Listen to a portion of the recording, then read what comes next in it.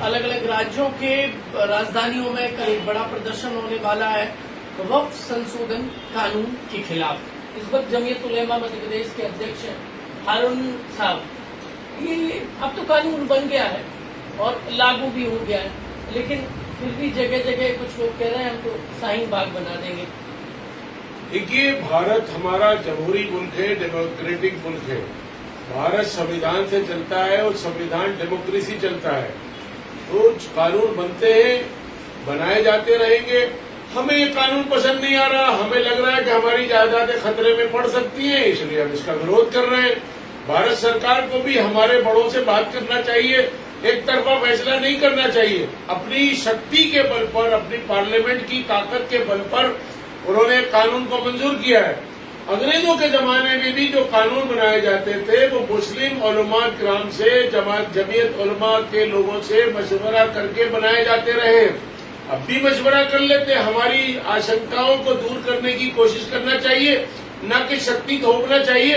अब भी हमारा मुतालबा है, ये वक्फ एक्ट में कोई नया अमेंडमेंट नहीं हुआ है, ये अंग्रेजों के जमाने में भी था और जमीयत उलमा के मशवरों से अंग्रेजों ने बनाया। फिर 1954 का एक्ट है ये ओरिजिनल, उसके बाद इसमें वक्तन फवक्तन अमेंडमेंट होते रहे। वो ये समझ रहे हैं कि हम अच्छे के लिए कर रहे हैं, हमें ये लग रहा है कि हमें आशंका है कि हमारा बुरा होगा। देखिए, देश में एक भी मंदिर ऐसा नहीं है, प्राचीन मंदिर 1000 साल, 2000 साल, 4000 साल का पुराना, जिसमें पूजा नहीं हो रही हो। और हम आपको बता दें कि सैकड़ों मस्जिदें ऐसी हैं जिसमें हमारे को नमाज पढ़ने से रोक दिया गया है, आर्कियोलॉजिकल डिपार्टमेंट के बहाने से, पुरातत्व विभाग के बहाने से। हमारी उन मस्जिदों को भी हमारा मुतालबा है कि जो मस्जिदें हमारी क्लियर हैं, जिनमें कोई तनाजा नहीं है, तनाजा खड़ा करके 2-4 मस्जिदों की बात की जाती है, लेकिन भारत के अंदर बहुत मस्जिदें ऐसी हैं जिसमें हमें नमाज पढ़ने से रोका जा रहा है। मध्य प्रदेश में भी है, कई जगह मस्जिदों को तोड़ दिया गया बगैर हमारी परमिशन के, बगैर हमारी मस्जिद के। आज उज्जैन के अंदर तकिया मस्जिद को शहीद कर दिया गया। तो हमारी सारी आपत्तियां हैं, इन सब पे विचार करने के लिए पूरे देश में जमीयत उलमा हिंद और मुस्लिम पर्सनल बोर्ड और तंजीमें मिलकर अपना प्रोटेस्ट दर्ज करा रही है। और हम बहुत अच्छे से भारत सरकार से मांग करते हैं कि सिर्फ अपनी शक्ति के बलबूते पर नहीं, बल्कि कमजोर लोगों से भी और उनके ओहदेदारों से, उनके जिम्मेदारों से मशवरा करके इसको ठीक करने की कोशिश करना चाहिए। अब तो संसद ने कानून बना दिया है। नहीं, कानून बनते रहते हैं भाई, वही तो हम कह रहे हैं। भारत के संविधान में भी कई अमेंडमेंट हुए, इसमें भी कई हुए, और भी हो सकते हैं और होते भी रहेंगे। हाँ, ये हम मजबूर है, मंजूर जबरदस्ती हमारे ऊपर, हमें कबूल नहीं है। बस प्रोटेस्ट करने का हर नागरिक को अधिकार है, हम उस अधिकार का उपयोग कर रहे हैं और करते रहेंगे। ये प्रदर्शन किस लेवल तक जाएगा? जो भी है तो हमारे बड़े फैसला करेंगे दिल्ली में बैठकर, वो जो कहेंगे वो हम करेंगे। पर जेपीसी तो हुई थी, सबसे राय तो नहीं, हमारी राय नहीं मानेगी, हमारे बड़ों ने जो राय दी थी वो नहीं मानेगी। अच्छा, आप कह रहे थे हमें आशंका है कि हमारी मस्जिदें छिन जाएंगी। नहीं, मस्जिदें छिनने की बात नहीं, बहुत लंबा मैटर है। वो बात कर रहे हैं सिर्फ के मुसलमान वक्फ करते हैं। भारत के अंदर ऐसे औकाफ भी है जो हिंदुओं ने दिए, हिंदू राजाओं ने दिए, हिंदू प्रजाओं ने दिए। मुसलमानों के गरीब लोगों, यानी सारी प्रॉपर्टियां नवाबों की, अमीरों की नहीं है। भोपाल में आए दज्जा बाबरची की मस्जिद भी है, रुस्तम हम्माल की मस्जिद भी है, और डॉक्यूमेंट की बात की जाती है। अभी से लोग मांगने लगे, अरे भाई 10,000 साल पहले, 5,000 साल पहले। ये बात भी गलत की जाती है कि 1400 साल पहले का इतिहास है। इस्लाम का इतिहास हजरत आदम से लेकर हजरत मोहम्मद आखिरी नबी है।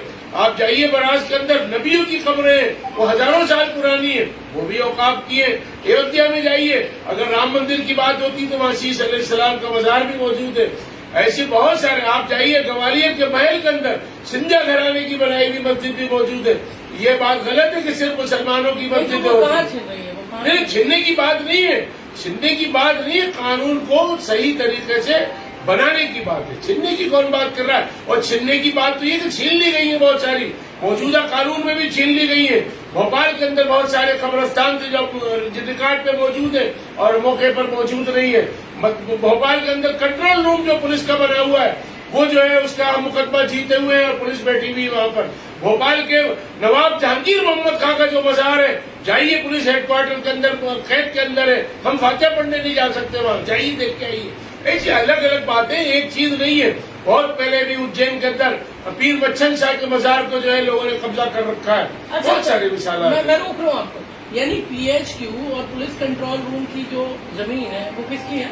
आप मेरी बात नहीं समझ रहे। पीएचक्यू में पुलिस हेडक्वार्टर के अंदर नवाब जहांगीर मोहम्मद खान का मकबरा मौजूद है। अच्छा, जाइए आप देख लीजिए। कंट्रोल रूम का मामला है, उसके मुकदमे को हम जीते हुए कब्रिस्तान है, देख लीजिए जाके।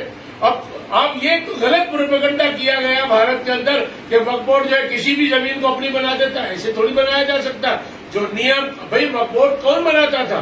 वक्फ बोर्ड का प्रिपरेशन जो होता था वो भारत सरकार और स्टेट की सरकारें करती है। सरकार के प्रतिनिधि बैठते हैं हमेशा से, अब भी सरकार के बैठेंगे। तो कोई ये जो प्रोपेगेंडा किया गया कि वक्फ बोर्ड किसी भी जायदाद को अपनी कह देता, एक इंच जमीन को न कह सकता न कहा है। जहां से भी जो वक्फ हुई है, जो रिकॉर्ड बना है, वही वक्फ है। नहीं तो ये इसमें कोर्ट ने क्या फैसला दिया था इस जमीन को लेकर जो आप कह रहे थे? वो आप वक्फ बोर्ड में जाइए, आपको सब बता देंगे। हम जीते हुए उसको करते, यानी वक्फ के पक्ष में फैसला है। जी हाँ, रिकॉर्ड है हर चीज का। देखिए, जो भी रजिस्ट्रेशन होते थे वो कानून और नियम अनुसार होते थे और कानून और नियम अनुसार ही होंगे। तो वहाँ आपको एंट्री दी जाती है अभी जाने की?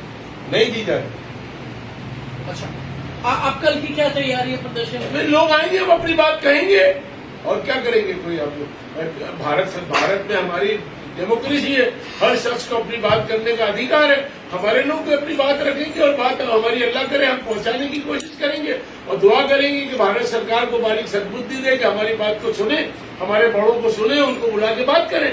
अपना सत्ता की शक्ति के आधार पर न करें, मशवरा करके करें। जमहूरियत में सबसे मशवरा होना चाहिए। अपोजिशन के जो पार्लियामेंट में लोग हैं उनसे भी, और भारत में जो सेकुलर हिंदू, मुसलमान, सिख, ईसाई, बौद्ध, जैन सबको बुलाकर सबके मशवरे से काम करना चाहिए। क्योंकि ये खाली मुसलमानों का मसला नहीं है।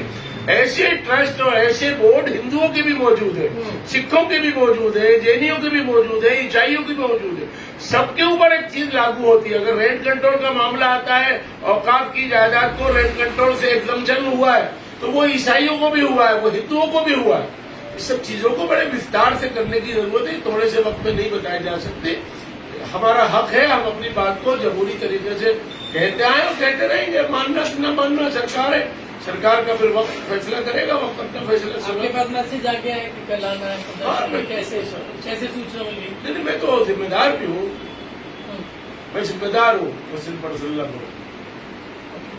बहुत बहुत धन्यवाद जी न्यूज से बातचीत करने के लिए। मध्य प्रदेश जमीयत उलेमा के अध्यक्ष हमसे बातचीत कर रहे थे। दो टूक कह दिया है कैसे कानून बनते रहते हैं और संशोधन होता रहता है।